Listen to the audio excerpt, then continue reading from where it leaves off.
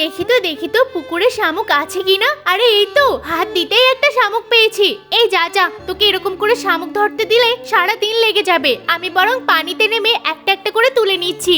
এখানে কত বড় বড় শামুক পাওয়া যায়, আর আমরা নাকি বাজারে কিনতে যাই। এই শামুকগুলোর কত দাম নেই বলতো। আর শুনে রাখ, শামুকগুলো যেহেতু আমি কষ্ট করে ধরছি, তুই বাড়িতে পরিষ্কার করে নিজেই রান্না করবি, আর আমি শুধু খাওয়ার সময় বসবো। শামুকগুলোকে এখন পরিষ্কার পানিতে দিয়ে দিলাম। এবার নে, ভালো করে পরিষ্কার কর।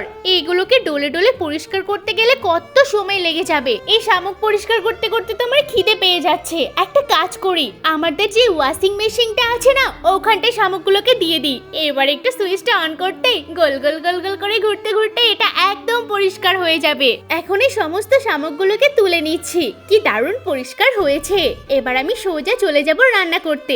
এই যে একটা একটা করে দিয়ে দিলাম। এবার এর উপরে অল্প অল্প করে ঝালমরিচ বাটা দেব। এই শামুক রেসিপিটা আমি আমার ভাইয়ের থেকে শিখেছি। ও না এরকম করে খুব সুন্দর করে শামুক রেসিপি করে, তাই আজকে আমি করলাম। আর মুখের মধ্যে পানি নিয়ে কেমন করে যেন ছিটিয়ে মারে। এই তো হয়ে গেল।